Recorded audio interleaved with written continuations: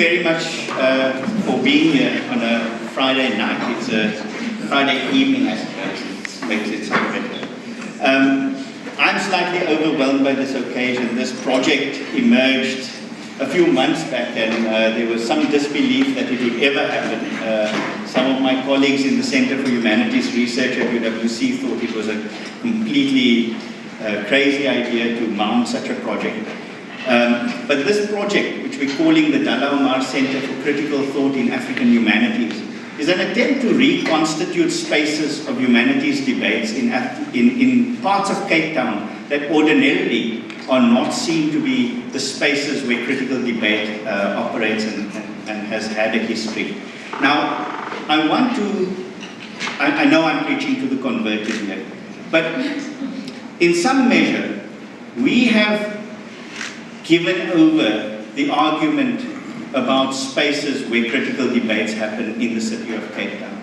And if you think about the ways in which Athlone comes to be thought about, spoken about, written about, debated in the halls of power, it gets spoken about either as a development case or as a place of atrocity.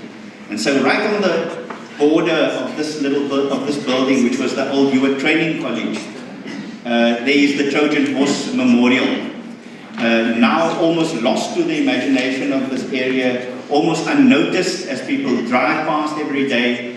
And what the project of the Dullah Omar Center is going to be is to try and constitute a space like this, as a space for ongoing lectures on contemporary art, theory, philosophy.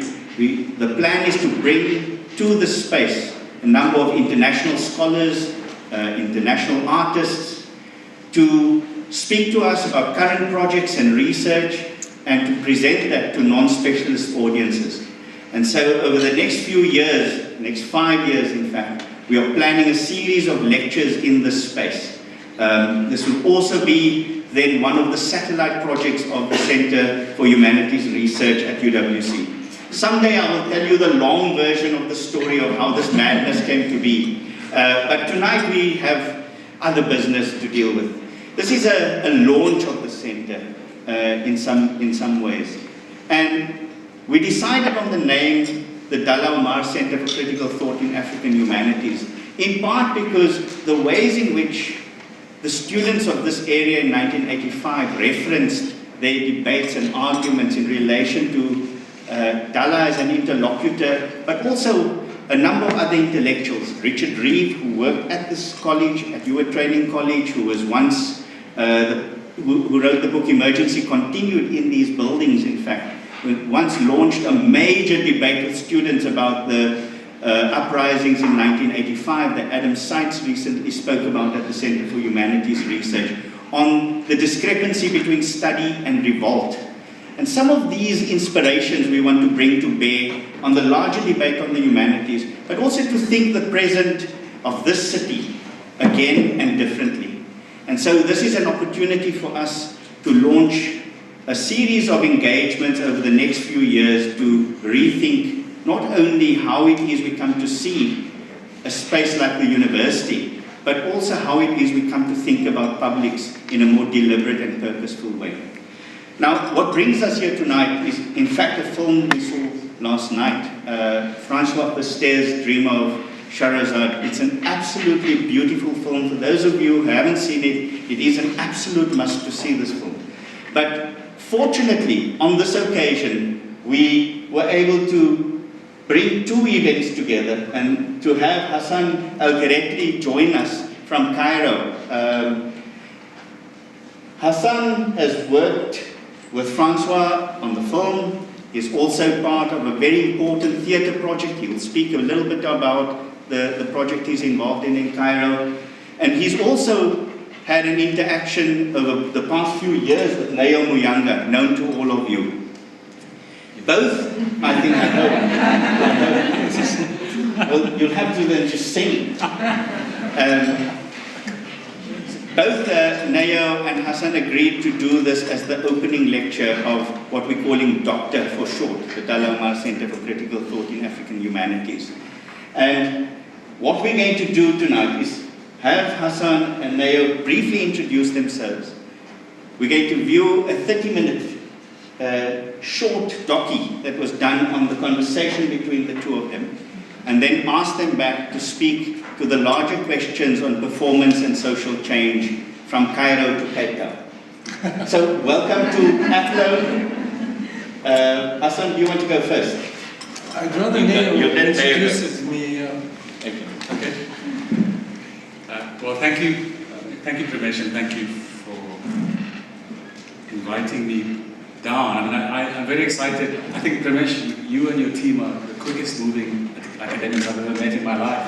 I heard about this plan to found this center, I think, a few months ago, and now suddenly I'm being invited to come and speak at the center itself. So it's a great privilege, and I think the history that lives here is going to inspire a lot of thinking in the future. I spent all of 2013 in affiliation as a fellow, I guess, with the Center for Humanities Research. And during that time, I spent many weeks coming to terms with the archive of struggle music that is kept at my Dullah Center, and also looking at all kinds of other footage that was generated around that time in this part of the country. And really what I was interested in was looking back at the struggle songs that I'd grown up on, but from an aesthetic perspective, and I was really keen not to analyze the text necessarily, but to understand how the musicality informs the work that I do today, and I use a lot of archives in the work that I do. So it was during that process of investigation that I had lots and lots of conversations with Francois Pasteur, and Francois showed me his film before we met, or the rushes and whatnot, and suggested that you would be a wonderful troupe to get together with, because I'd been to Cairo but many, many years ago, and I remember the chaos, and I love chaos, and I remember having a really great time in Cairo, so I was very excited to meet a storytelling troupe from Cairo. And so we arranged to meet over a workshop that I was curating in Johannesburg at the Johannesburg Workshop for Theory and Criticism, which Kelly and Leanne are the organizers of up here.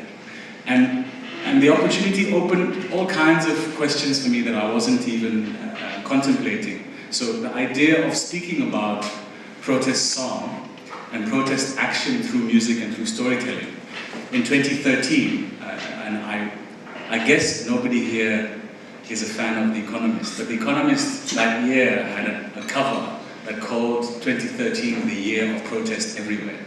And I don't know if you remember, but it was in Brazil, it was in Greece, it was in Spain, it was all over South Africa, which we'd seen, and there were elements of it in India, and of course it was in Egypt. And Egypt had just had a revolution 2 years before. People managed to kick Hosni Mubarak out. So I was very intrigued by this question, and so Hassan and I met. He brought 12? 9. 9? Next time, 12. And we spent a week together. We spent a week just 3 talking. days. But it felt very long. No, it's a little longer, but the workshop was 3 days. The workshop was 3 days. Yeah. We spent eventful. We spent more than 3 days talking. And what we did was try to translate to each other the traditions of storytelling and the traditions of songmaking in the revolutionary spectrum.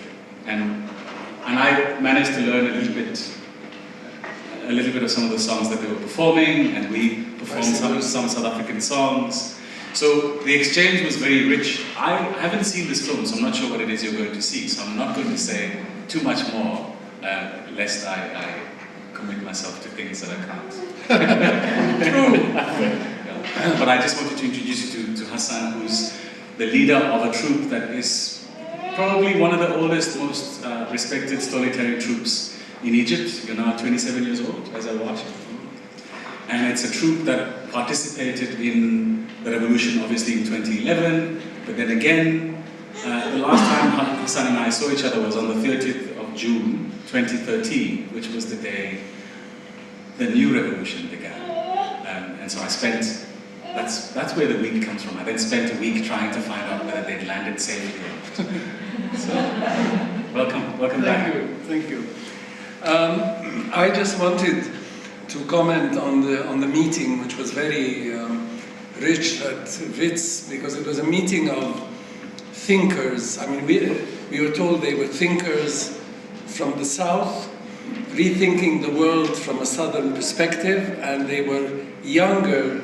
You talk about them being faster than most academics, but these were younger than most academics I had come across. Many of them were under 30 or under 40. Many, as it went up, there were fewer of them, which is very rare in academic circles, in Egypt at least. And they came to the second day of our workshop, and they listened, and things went rather well, so we ended up doing a lot of performances, a lot more performances than we had planned to do, and they were there the whole time. And they commented that they felt that the elements of art were never taken, very rarely taken into account when they rethought the world, and that elements of feeling and elements of beauty were not things that they included in their references as they rethought the world, and that coming to the workshop and made them wonder whether they shouldn't be including a wider spectrum of questions and finding some answers perhaps in the arts that they had never thought would be relevant. So that was very good. And I just would like to show you two things, show you one thing and then read a few lines. On construction sites in Egypt, you see these everywhere. And a theatre group that performed in Tahrir left this behind, and they changed one letter and it becomes Beware Area of Hope. From Amal, it became Amal. So this is archival material. And then the sort of bad news from a letter by Alia Musallam, who's a brilliant Egyptian intellectual who's getting more and more into the arts. Some of her archival work has been included in a play about Egypt in the First World War, and we included this letter at the end of a show that we performed at the Avignon Festival last summer, and that we called The Birds of Hayoum. She talks about bird watching on the birthday of her little baby, and whether she could do something like this when her best friend was in prison. And she did, because she thought that joy for the daughter was very important, and so they go. But she says, what we never gave much thought to is that sector of a population whose interests lie in stability and who would go very, very far for a life of mediocrity. Never gave much thought that their disinterest in change could be such a driving factor for nothingness, that their influence and reign of the media could explode this emptiness into our lives. And this is more, where we've been for some time. And now we can watch the film.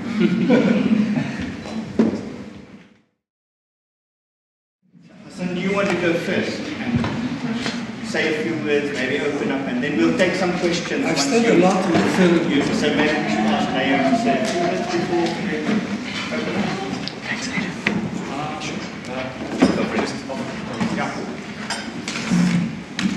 Okay. I mean,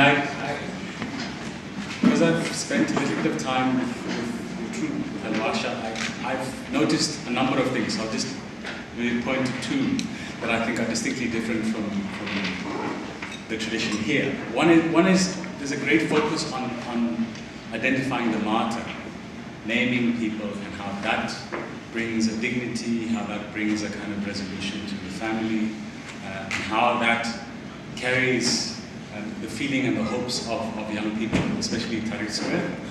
And actually, we don't do that at all. I mean, looking at our protest music, for example, we know very little about the people that wrote them or devised them. And the idea really is that they were devised impromptu in the middle of a protest, in the middle of a city. We only know of one or two. I mean, the one name that comes up constantly is Voisinini, who we know from ANC mythology to have sung on his way walking to the hangman's noose. So that was one thing I recognized, and I wondered actually if you thought that was a particular habit of El Warsha, the celebration of the martyr, naming people, or whether this is a cultural habit that comes with storytelling and that comes with this tradition of telling one's own narrative. I think the one thing, no matter what happens with the revolution, that will not be forgotten is the martyrs. I mean, I think the feeling very deep down is that with all the changes that take place, if the martyrs are not justified, then they will come back, and damn anything that happens that ignores their existence. I think this is the one thing that will keep re-emerging in Egypt. And of course, nobody got tried at all for the killings. And you saw the mother in the film yesterday, and she now, with everybody liberated, is feeling completely betrayed. So I think this is a very important thing. Egyptians will not forget the martyrs. I mean, I'm not sure whether this is a cultural tradition, but it is something that is very deeply embedded in the Egyptian consciousness. The martyrs will not be forgotten. So, in that sense. The second point you would make? I was trying to remember the second. One other thing I remember about spending time together is one of the people that came. I mean, it suddenly, from having been a small workshop inside of a university environment, it suddenly became this really big deal for the diplomatic corps in Johannesburg, because the ambassador came, brought his whole family, we were all given business cards, call me this, call me that, and I said, I do want to go to Cairo again, so I was trying to grease some past. And then what was interesting is, privately to you, Hassan, the ambassador said something close to, I mean, he kind of came close to recognizing, one, that the government that had sent him to Pretoria was no longer in charge. Two, he said, look, all we're here to do is just a job, it's just our job. So he suddenly became this very open, honest, vulnerable functionary before us. And I wonder, has that conversation continued? One, because I'm interested in getting myself to Cairo. but also for the second point is, I wonder what your relationship is to the establishment, because you've really been at the forefront of critiquing all of these various governments in various guises, and yet you still find yourself able to travel, able to tell the stories that you tell. And I wonder how that, how the idea of the precarity of that skill you applied so well for 27 years, how essential does that feel? How close to the edge do you feel you walk? Yeah, I mean, we've existed for 27 years, and yet we're a very big structure. I mean, there's many of us. When we travel abroad, we're anywhere between a minimum of, we were 9. It was a very small group for us. We went to Avignon this summer. Last summer, we were 20. We're going to France on tour. There's 14 of us in the cabaret, and in the play that we made out of the testimonies, there is 8 of us. We're very active. We have this work in Menia with the kids. We train the kids. We have a stick dancing. You saw the stick fighting. We have a stick fighting and stick dancing school with the 50 people learning in an old cinema that went bankrupt because of the problems, political problems, and the curfew in Mania. We have a lot of activities, and yet we shouldn't exist. I mean, because objectively we shouldn't exist, but we've existed for 27 years. But it feels the whole time very, very precarious. You know, we have very small feet, and we have a very big, like the geishas. You know, we're a big body with very small feet. So it feels very vulnerable, and it's like a baby. You know, a baby can fall on its head and survive and choke on milk. I mean, so I don't know. I mean, we just carry on regardless. There's the word istabat. We just, I mean, we are doing it. It continues. Sometimes the government kind of hesitates, and then you have more freedom. Sometimes the functionaries are not as with it as you think they are, and you pass unnoticed. I mean, last year when we went to Avignon, they said that we would be accompanied by a major journalist and a civil servant.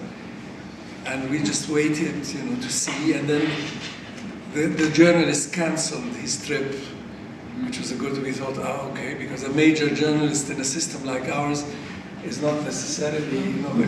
Anyway, so, and then the functionary was coming, and so the festival wrote a letter to the ministry saying, could you tell us who this person who's coming, you know, and they made it look like it was about protocol, you know, is it a vice minister, you know, how do we receive him, what kind of 3-star, 4-star, and the answer was very curt, said, his presence is sine qua non the coming of the group, first sentence. Second sentence is, he writes reports.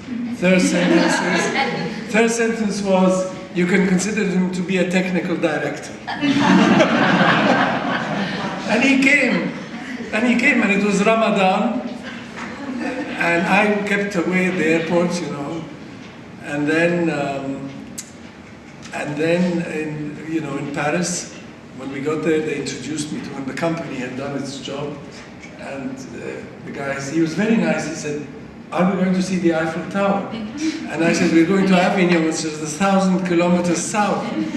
But maybe as we circumvent, you know, as we go around Paris, maybe from the distance, but we didn't, because the train went another way. He was very, very nice. So just as we thought Kafka was in control, a farce, transpired that it was a kind of, so, I mean, I don't know. I mean, really objectively, we should be, you know, not be, and we are, and for how long, I don't know, but it feels very alive until it's no longer there, I suppose. I mean, it's like life. You're alive until you're no longer alive. What was the moment 27 years ago that brought it about? The kind of moment of formation of El Warsha? That brought it about 27 years ago. Just that I was back from France, where I worked in the decentralization in France and was in decentralized companies in the provinces supported by the state, and I managed to create a touring company inside Centre Dramatique National. And then one day I decided to go back to Egypt, and I sort of reconvened all the people that I had met over the years when I went back, and you know, they were active doing all sorts of political street theater and things like this.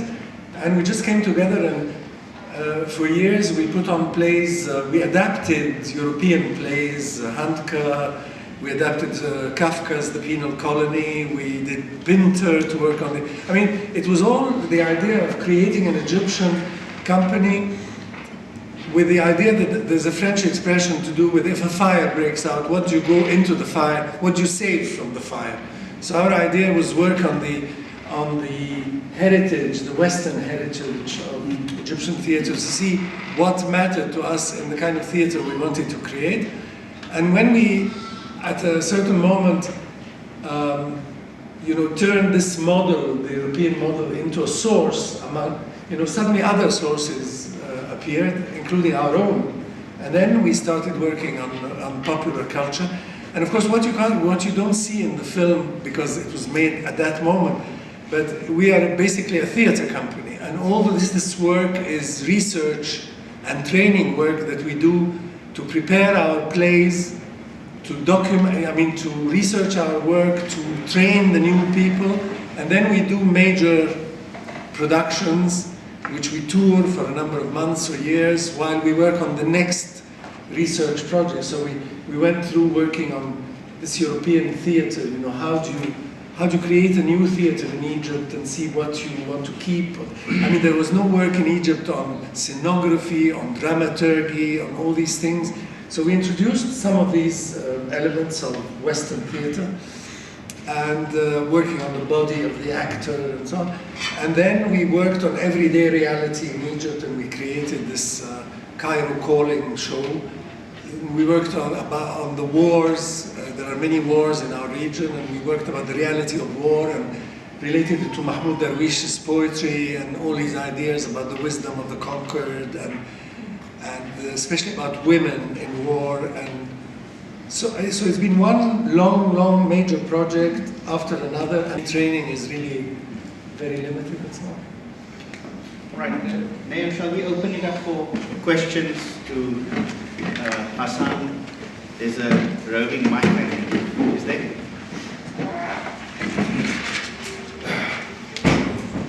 Omar. Just checking it's on. Yes. Good evening. I find it very fascinating. I watched the movie last night, and the whole notion of the artist and his or her role in a particular moment in history. And you have the advantage that we didn't have, that you are one country, one culture, one language, whereas we had so many. We were artists or activists. We had to learn the language to be able to mobilize people. We use theater, but the notion of the artist in a particular moment and catching that moment and making it alive for people is universal. That's the universal thing. And so we had that moment. But you have the advantage. For us, the advantage, the common thing for us was the movement that became the nation, that represented the nation, not the songs and in the words and language. So I find these commonalities, but the commonalities are greater when you look at the role of the artist in a particular moment in history, and to be able to capture the time. And that was brilliantly done in the movie and in the work you do. Thank you. I just wanted to make that comment. I don't think we are that. I understand your point, but Egypt is also a bit like Osiris's body, cut in pieces, and that's why the revolution was such an important moment, because, like the spirit of Isis, it brought all these pieces together, because, we have minority cultures in Egypt, like the Amazigh culture, in Siwa, in the oasis of Siwa, there are 20,000 Amazighs. There are Nubians by the hundreds of thousands who speak two languages, who have two cultures, and who have been displaced from old Nubia. And they participated to be part of the nation, They accepted their transfer and the loss of their country under the waters of the High Dam, and then what they found was greatly disappointing and so on. So I think there are the poor and the rich. There are in my company, I remember the Ford Foundation saying, the table of diversity. You have to fill in the table of the diversity table. And I said, what's that? He said, men and women. I said, what about all the other diversities? Admitting that this was an important question, but I said, we have artists who are educated, and others who are illiterate, who have a culture, another kind of culture.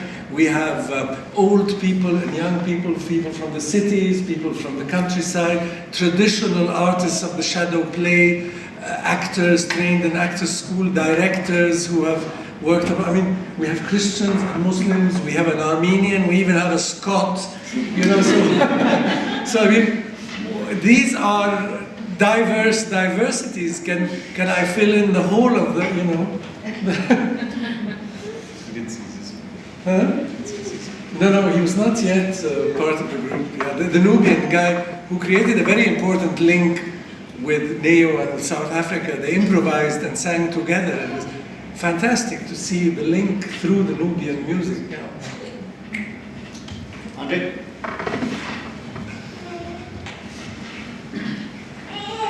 Hi, Primesh, the people here tonight, I assuming that you chose this venue because of its significance. Now, I think something that needs to be said here this evening that sorry, I came late, so I didn't know what introduction you made. But this was Hewitt College, a teacher's college, and it was a very vibrant music department here. The Hewitt Teachers College was around for 50 years and very vibrant music department here that educated teachers from around the country, in fact around the world. And although we were taught, student teachers were taught Western classical music, we were also taught by one significant teacher here, Nifa van der Schuyf, the music of North Africa. And the first time we heard about Fela Kuti was very much in an auditorium like this, and Namza, Fela Kuti from Nigeria, Namza al-Din from Egypt. So it was a very significant place. This Altai Square, if you came to walk out of here, was right here in 85. So we made music in here, and we made the Molotov cocktails next door. and the police shot, I should have come a little bit earlier. I've got a little exhibition outside here, if you care to look at it. My point is, there's not a sign that Hewitt College was every year. It was a major teachers' college and a major musical, cultural center of music fusions from around the world. And I think I just want us to remember that as we're debating world music, for what that term means these days. We never knew it as world music. We knew it as music. Fela Kuti and artists we never ever knew of.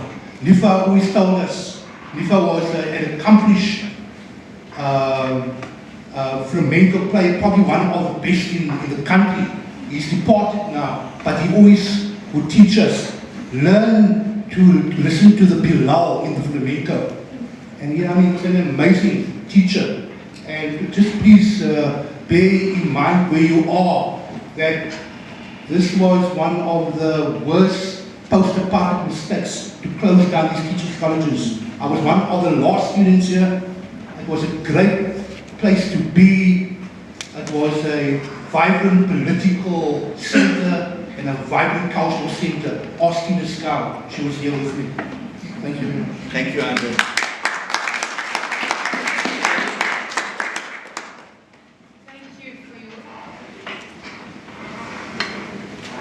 Thank you, and thanks also to CHR for this amazing evening and event. It's wonderful to be here. I would love for Neo and Hassan to reflect briefly for us on what you feel the relationship is between art and cultural practice and politics for you, and in your work, how you navigate that relationship. Because I presume once art becomes completely eclipsed by politics, it doesn't carry some of the best qualities of art, and similarly the other way around. So what is that balance, or what is that method that you find when you think about the practice of bringing politics and artistic work or cultural work together? Go for it. Your turn. I can disappoint you.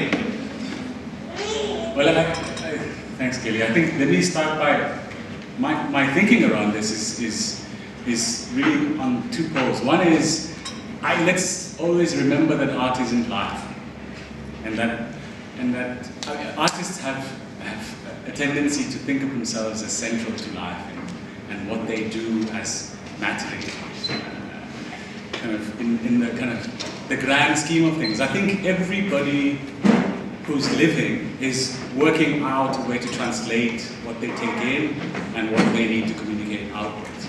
And I think art for me is part of breathing in and breathing out this life force, and I'm trying to understand the context in which I live.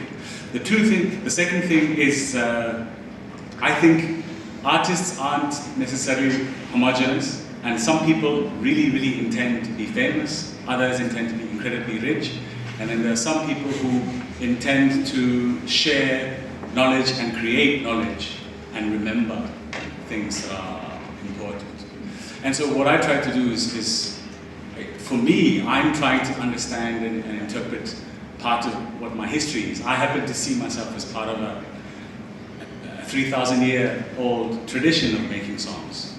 And so I slot into the techniques and the modes of working that people who've come before me have created. And so I see very much myself as a kind of, as an artisan. I see myself as working on a craft. And I have to do that on a daily basis. And the stories that I use are stories that come from the archive of my people. So I'm a bean counter. That's what I do. That's why I dress like this. And I'm speaking really personally for myself because I don't know that I can speak on behalf of artists. Because I think we all are very diverse. Well, although we're very diverse, I share everything that Neo said. And I must say that very often people ask us about the fact that when the revolution came, we started dealing with themes more directly that we hadn't dealt with in the same way before. But of course, when I look back on the 27 years of the company, I realize that, and I mean it's justified by what happened to us also, that the first choice we made was to be independent, which in our countries, in many of our countries, is anathema. There's no such thing as not being part of the system, either as government, official theaters, or even as commercial theaters, because they're all sort of one interconnected, contrasted system. To take a step sideways is impossible. I mean, it was inconceivable, and we did it only to realize that there was a margin. There was objectively no margin, and we just ventured into this space, and we found that there was a space. And I think our most significant contribution, maybe in Egypt, has been to give people the courage to inhabit this, this space. So I think this have a classical language become sort of literary modern Arabic.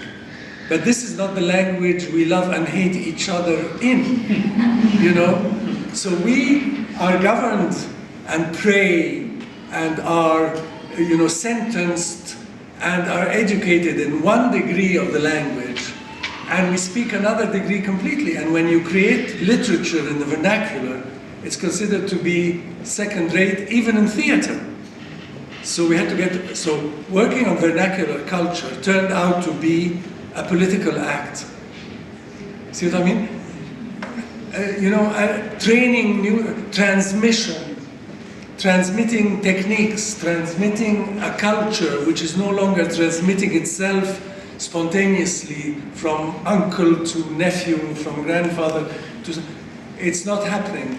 Doing all these things has turned out to be political before the revolution happened. When the revolution happened, the country seemed, for the first time in my long life, Egypt seemed to be itself. to be normal with all the chaos that happened, because this was, I mean, the country was actually expressing itself for the very first time. And then I got invited to meetings in Menia, this city, we visit in the film, and I saw 22 independent structures that invited me as a kind of godfather of the independence in Egypt. And, I mean, to see that everywhere there were people that we trained. We have a dramatic arts center in Menia where we've trained scores and scores of young people over the years. They were, one of them went up to the governor, the military governor of Menia, so-called, after the revolution. He said, could we have a festival by the Nile? And the sub-governor, the military governor said to this guy, he said, you've just had a revolution. I mean, don't you come and ask me for permission? I mean, this wouldn't happen today, actually. Yeah, I think things have changed again, but can you imagine? I mean, all this happened, and we were just kind of part of it without claiming to be. I mean, we're not doing agit-prop. We were even representing Egypt abroad when the government had nothing to send. The independents were, we managed to travel the world representing Egyptian culture. So I think it's. But anyway, the one thing we are not is I mean, we try not to be instrumentalizable. Yeah, and that is the big fight, because art, we're always asked to justify, whereas we have a story to tell, and it's a very bad technique in storytelling to explain. Yeah, I've discovered in training, and we're always asked to explain what we do and why.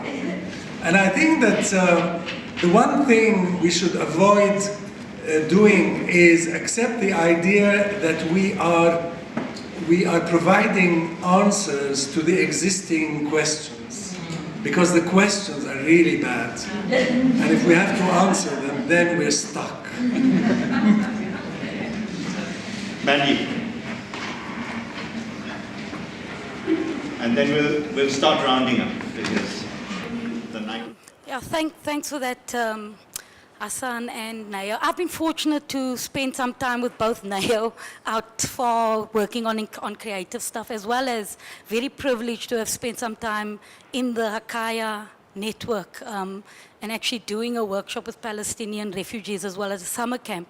And I think what Francois and them have done really does bring across the energy, which is often difficult in films. It's often difficult also when one is trying to translate your work to bring that kind of energy across.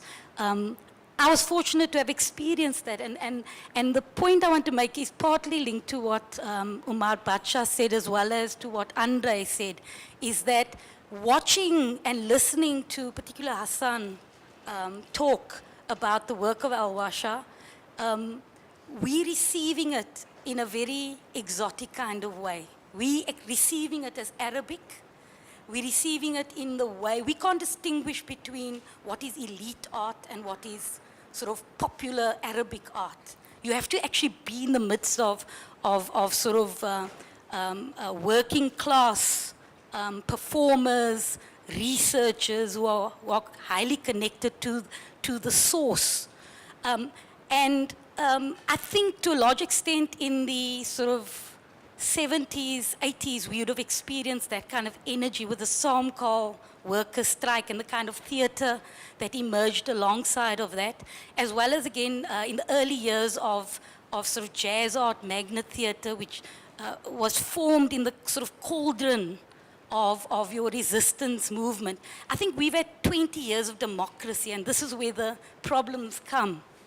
Because I think both memory has been lost, both memory about that kind of energy and the faith in communities has been lost. There's a large sense of faith. So, for instance, in South Africa, people will talk about there not being a storytelling culture.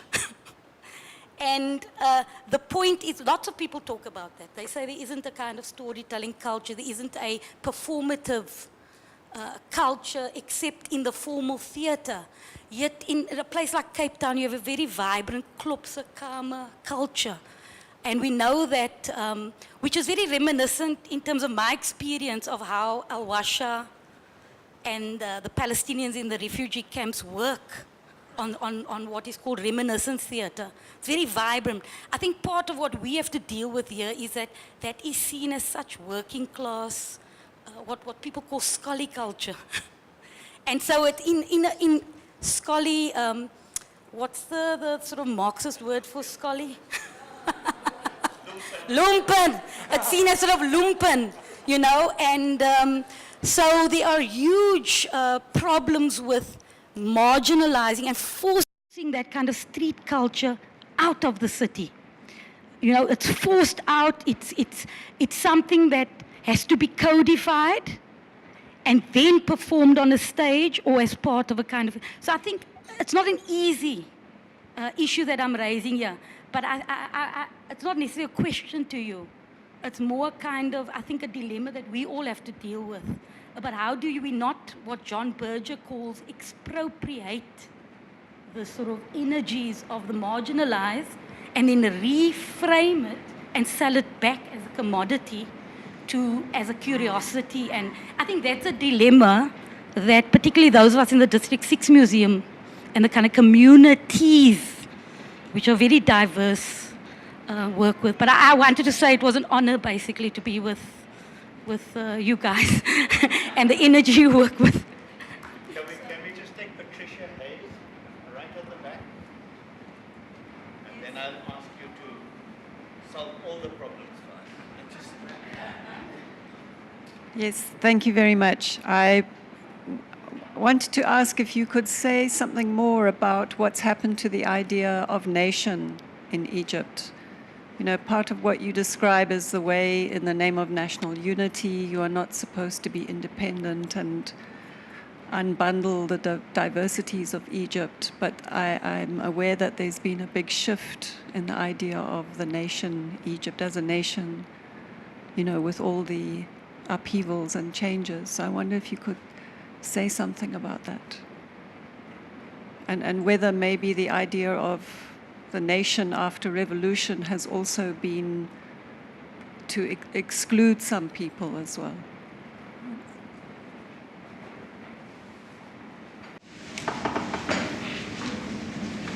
I mean, I don't know what's going to happen. I mean, I think that the range is very short.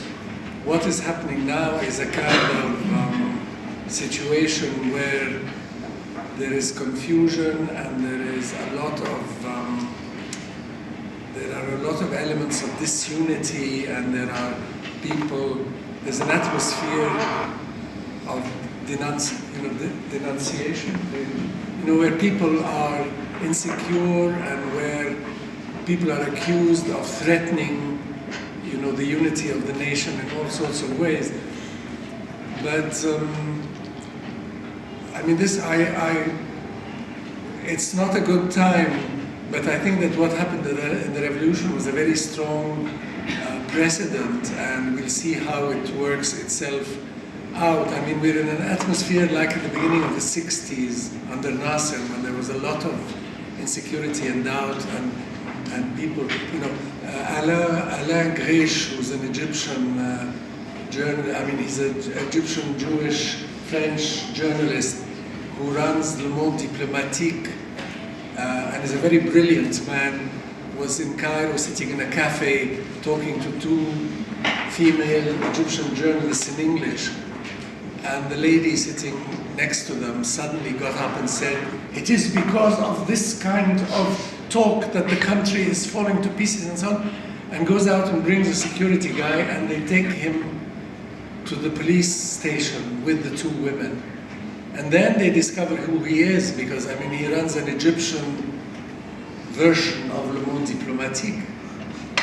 And they let him go, and he will not go until the two ladies leave.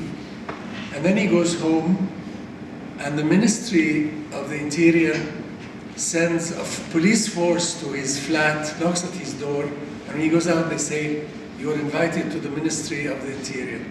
And it turns out that he's invited to receive apologies and shield of the Ministry of... Yeah. So it's, I mean, this kind of thing is, there is an atmosphere of distrust and so on, but again, I can't think in terms of a short-term answer, because what happened in the revolution in terms of the expression of minority cultures and, you know, the tolerance that existed and so on, I think is much more indicative of the deep forces in the country. So I hope this triumphs over the absurdities of the last few months.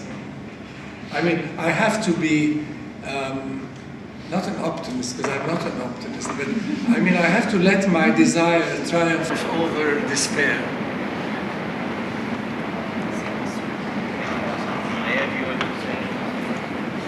I think we should draw this to a close. I'd like to thank Francois Verster for, you know, connecting us with Neo first, and then now with the center and Premesh, and this has been a fantastic journey in all senses of the word, and I really am very, very appreciative, not only of Francois' film, which I saw yesterday for the first time in its final version, but for the whole process of toing and froing, and for all the knowledge that happened, because I think the knowledge is not about us plus Neo or us plus, it's really about what we take away, each of us, which has nothing to do with what the other takes away. But, you know, it's not the idea, it's like storytelling, it's like somebody else's imagination. What I said in the film about how you imagine, because somebody else is imagining you, your imagination is revitalized. And I think it's very important to look at the mysteries, you know, learn from the mystery of other people's work and get transformed without hoping that it will all add up to one thing, which I think it never will, thank God. I should just say that we could not have asked for a better coincidence in thinking this project than to start it with the two of you in this conversation, and in part because of the way in which Andre reminded us that this was a very important space. I mean, working in the past few weeks with the schools in the area, all the libraries are shut down, most of the school libraries are shut down, and you know, there's been a discussion with the College of Cape Town, where past UIT faculty, teachers have no access back into the space, and so there's an opportunity here for us to think about this as a point to pursue some of these conversations. Maybe we'll bring 12 people from Warsha down the next time. Yeah, for a week. 22 minutes. There's a donation box outside. But thank you very much.